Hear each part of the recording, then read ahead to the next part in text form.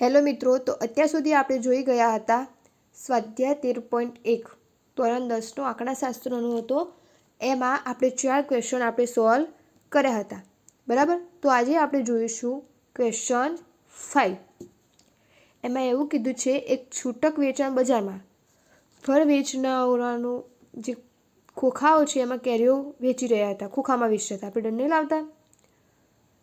અત્યારે તો ઉનાળામાં કેવું હોય કે અમુક લોકો છૂટક કેરી ના લાવે, પેટી આપણે શબ્દ વાપરીએ છીએ, પેટી, બરાબર. એક પેટી કેરી, બે પેટી કેરી, એ રીતે. તો આ ખોખાઓમાં કેરીઓ જુદી જુદી સંખ્યાઓમાં હતી, બરાબર. હવે કેવું હોય, અમુક નાની હોય, અમુક મોટી હોય, એ રીતે વજન થતું હોય. તો આ ખોખામાં કેવું હતું, જુદી જુદી સંખ્યામાં કેરી હતી. તો એ કેરીઓની આવૃત્તિનું વિતરણ આપ્યું છે, એ પરથી એનું શું શોધવાનું છે, મધ્યક, બરાબર. કેરીઓની સંખ્યા એટલે 50 થી 52 કેરીઓ હતી, 53 થી 55 હોય, 56 થી 58, એ રીતે 68 સુધી કેરીઓ હતી, નાની મોટી, બરાબર. હવે એમાં એમ કહ્યું છે કે ખોખાઓની સંખ્યા, જે 50 થી 52 કેરી હતી એવા કેટલા ખોખા હતા, 15. 53 થી 55ની આસપાસ હતી, એમના કેટલા ખોખા હતા, 110. એ રીતે તમને ખોખાઓની સંખ્યા આપી છે, બરાબર. તો સિગ્મા એફઆઈ બરાબર કેટલું, આ બધાનો આપણે સરવાળો કરીએ તો તમને મળશે 400. કુલ ખોખા કેટલા હતા, 400. હવે આપણે જોઈશું મધ્ય કિંમત. મધ્ય કિંમત માટે મેં તમને કીધું હતું અધસીમા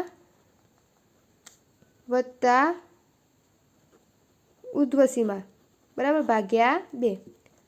હવે એ અધસીમા કેટલી છે, 50. 50 વત્તા 52 ભાગ્યા 2. અહીંયા 2 5 102 ભાગ્યા 2, તો જવાબ કેટલો આવશે, 51. તો અહીંયા આપણે લખીશું 51. તે જ રીતે આ પ્રોસેસ આ બધામાં કરીએ, 5 6 7 8, 8 નો 5 108 થશે. તો એના નીચે આવશે 54. તે જ રીતે 57 60 ને 63. તમે કેલ્ક્યુલેટર કરી જોજો. 62 વત્તા 68 ભાગ્યા 2 કરો એટલે તમને 63 મળી જશે. હવે આપણે શોધવાનું છે યુઆઈ. યુઆઈનું સૂત્ર શું હતું, તો એક્સઆઈ માઇનસ એ અપોન એચ. હવે તમને ક્વેશ્ચન થશે કે અહીંયા એ તમને ખબર નથી, એચ એટલે શું. નો ડાઉટ, જેને આગલા બધા વિડીયો જોયા હશે એમને તો ખબર જ હશે, બટ જે નવા સ્ટુડન્ટ છે એમને ખબર ના પણ હોય. તો એ માટે ધ્યાન રાખજો કે અહીંયા એ માટે જુઓ તો આ બંને નીચે, આ બંને વચ્ચે કઈ કિંમત છે, મધ્ય કિંમત. તો એને આપણે ધાર્યો એ. તો આપણે એ બરાબર કેટલા થશે, એ બરાબર 57. હવે એચ એટલે આ બંને વચ્ચેનું ડિફરન્સ, 50 51 52 53 54 55, રાઈટ. તો અહીંયા આપણો એચ કેટલો થશે, એચ બરાબર આમને 3 લીધો છે, 50 51 52 ને 50 51 ને 52, એ રીતે 3નો લીધો છે, રાઈટ. પછી 53 54 55 આ ટાઈપનો છે. તો એચ તમને 3 મળી ગયા. હવે આપણે સૂત્રનો ઉપયોગ કરીએ તો યુઆઈ હું તમને એક શીખવાડીશ, એ જ રીતે તમે નીચે કરી શકો છો. યુઆઈ એક્સઆઈ માઇનસ એ એટલે આપણે એક્સઆઈ એટલે 51 માઇનસ એ કેટલા છે, 57. 57માંથી 51 બાદ કરવાના ભાગ્યા 3. હવે 57માંથી 51 જાય તો કેટલા રહે, ઘણી જુઓ. એ 5માં 5 જાય તો 0, 7માં 1 જાય તો 6, અહીંયા માઇનસ ભાગ્યા 3, તો 3 દુ 6, કેટલા આવ્યા, માઇનસ 2. તે જ રીતે તમે આગળ વધશો તમને મળશે -1 0 1 2. આ તમને મળ્યો યુઆઈ. આપણે શું શોધવાનું છે, એફઆઈ અને યુઆઈ. તો એફઆઈ અને યુઆઈ માટે 15 ને આપણો એફઆઈ છે, આ આપણો યુઆઈ છે, તો આ બંનેનું શું કરવાનો, ગુણાકાર. તો 15 દુ -30, તે જ રીતે -110. અહીંયા 0 ને કોઈ પણ સંખ્યા વડે ગુણો, જવાબ શેમાં આવશે, 0માં. તો અહીંયા 115, 25 દુ 50. હવે આમાંથી આ બાદ કરવાનું, માઇનસ માઇનસ પ્લસ થશે. અહીંયા કેટલું થશે 140 માઇનસ 140. અહીંયા આપણે રફ કાં કરે માઇનસ 140 અને પ્લસ અહીંયા કેટલા થશે તો અહીંયા 0 5 ને 1 6 165 એટલે 165 માઇનસ 140 અહીંયા આવશે 5 2 0 કેટલા આવશે 25. તો બરાબર આપણને કેટલા મળ્યા 25 સિગ્મા FI UI. હવે આનું સૂત્ર શું હતું તો મધ્યક x bar is equal to a plus sigma FI UI. આ પદ વિચલનની રીત છે બરાબર. તો એમાં સિગ્મા FI UI વાળું સૂત્ર વાપર્યું અને સિગ્મા FI ગુણ્યા h આ ટાઈપનું આપણું સૂત્ર છે બરાબર. અને બીજી વસ્તુ એક ધ્યાન રાખવાની કે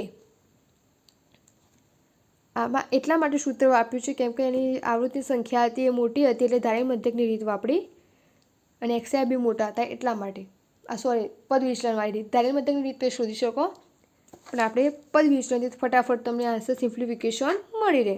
એ બરાબર કેટલા છે 57 વત્તા FI UI કેટલા મળે આપણને 25 ભાગ્યા 400 ગુણ્યા h કેટલા હતા 3 બરાબર.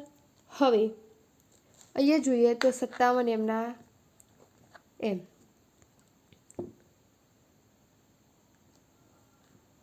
હવે 25 છે આના ભાગ પાડો 5 વડે તો 8 8 પંચું 40 તો 80 ગુણ્યા 5 બરાબર. અહીંયા 80 ગુણ્યા 5 એ પાયો 25 5 5 ઉડી ગયા કેટલા વધ્યા 5 ભાગ્યા 80 5 તરી 15 15 ભાગ્યા 80 હજી એ ભાગ ચાલશે 5 તરી 15 આને 5 વડે ભાગો તો 80 ભાગ્યા 5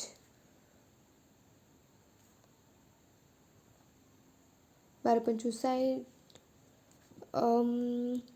5 એકા 5 8માંથી 5 ગયા તો કેટલા વધ્યા 3 ઉપરથી આવ્યા 0 5 6 30 16 પંચા 80 તો નીચે આવશે 16 બરાબર ગુણ્યા 5 5 5 ઉડી ગયા ઉપર 3 નીચે 16. હવે 3 ને 16 વડે ભાગીએ એટલે જવાબ શેમાં આવશે પોઈન્ટમાં. તો પ્લસ 3 ને 16 વડે આ રીતે તમે ભાગશો 3 ભાગ્યા 16 તો અહીંયા 0 લાવવો પડશે અહીંયા 0 પોઈન્ટ આવશે. તો એ રીતે આપણે જવાબ જોઈએ તો સમથિંગ આવશે 0.1875. હવે આ બંનેનો સરવાળો કરીએ એટલે 57.187. હવે 7 5 કરતાં મોટા છે તો આપણે બીજી રીતે પણ લખી શકીએ કે 57.19 આટલો આશરે થાય આપણો મધ્યક બરાબર. ખબર પડી. તો શું કર્યું આપણે પહેલાં રકમની બરાબર વાંચી લીધી 2 આવૃત્તિ આપી હતી એના પરથી XI શોધ્યો XIના જે સૂત્રો હતા અહીંયા છે પછી UI શોધ્યો UI સુધી FI અને UI વાળું લખ્યું બસ પછી બધો જે સરવાળો આવ્યો એને આપણે સૂત્રોમાં મૂકી એનું સિમ્પ્લિફિકેશન આપેલું તમને મધ્ય મળી ગયું. હવે આપણે જોઈશું ક્વેશ્ચન 6 બરાબર. આમાં એવું છે કે એક વિસ્તારમાં 25 પરિવારના દૈનિક ઘરગથ્થુ ખર્ચ એ જે 25 પરિવાર છે એમનો જે રોજબરોજનો ખર્ચ થાય છે એ દર્શાવ્યો છે તો તેનો મધ્યક યોગ્ય રીતનો ઉપયોગ કરી શોધો બરાબર. તો આમાં તમને પહેલાં આપી દીધું છે દૈનિક ખર્ચ આપ્યો છે કે 100 થી 150 થાય દૈનિક દિવસનો ખર્ચ બરાબર. પછી 150 થી 200 વચ્ચે હોય કેટલા પરિવારોની સંખ્યા આપી હતી 4 5 આ તો તમને આપી જશે બટ હું અત્યારે હવે લખું છું 12 2 અને 2 આ સરવાળો થશે આનો 25 બરાબર. તમને અહીંયા ઉપર જ આપી દીધું છે. તો આવી તમને રીત આપી છે કે દૈનિક ખર્ચ દિવસનો જે ખર્ચો થાય છે તો 100 થી 150 જેટલો ખર્ચો થાય એવા કેટલા ઘર છે પરિવારો 4 પરિવાર 150થી 200નું થાય છે તો 5 પરિવાર છે, 200થી 250 જેટલું કોણ ખર્ચ કરે તો 12 પરિવાર છે, બરાબર. આ રીતનું તમને આપ્યું છે. હવે આના પરથી શું શોધવાનું? એક્સઆઈ શોધવા માટેનું સૂત્ર 100 વત્તા 150 ભાગ્યા 2 એટલે 250 ભાગ્યા 2, બરાબર. તો તમને મળશે દૈનિક ખર્ચ. તો આને 2 વડે ભાગીએ તો અહીંયા તો શું થશે? 125. હવે બીજું છે 150થી 250 તો 175. તે જ રીતે 225, 275, 325. આ આપણને એક્સઆઈ મળ્યું. તમે કરશો 300 વત્તા એટલે 650 થયા, એના 2 વડે ભાગો એટલે 325 આવ્યા ને, સિમ્પલી આવી જશે. હવે યુઆઈ શોધવાનું. યુઆઈ શોધવા શું હતું? XI minus A upon H. અહીંયા H કેટલું છે? તો 50, બરાબર. અહીંયા H બરાબર 50 તમને આપ્યું છે, એ આપણે શોધવાનું. એટલે મધ્ય કિંમત લઈ લો આમાંથી. આ બે અહીંયા બરાબર મધ્ય કિંમત A. તો A બરાબર 225. હવે આ જ કિંમત તમે અહીંયા સૂત્રમાં મૂકશો યુઆઈ વાળા. એટલે આમાંથી આ બાદ કરવાનું અને ભાગ્યા 50 કરવાના. તો તમને કેટલા મળશે? -2, -1, 0, 1 અને 2. આનાથી કોઈ અલગ જવાબ આવે તો કોમેન્ટ સેક્શનમાં લખજો, આ આવશે, બરાબર. હવે શું કરવાનું? એફઆઈ અને યુઆઈ સિમ્પલ છે. આ મળ્યો આપણને યુઆઈ, આ છે આપણે એસઆઈ. બંનેનું શું કરવાનું? ગુણાકાર. 4 દુ -8, 5 એકા -5. 0 ને કોઈ પણ સંખ્યા વડે ગુણો, જવાબ શેમાં આવશે? 0માં. 2 એકા 2, 2 દુ 4. હવે આનું સિમ્પ્લિફિકેશન આપીએ એટલે આપણને જોવા મળશે -7. કઈ રીતે? તો 4 ને 2 6, 8, 9, 10, 11, 12 ને 13.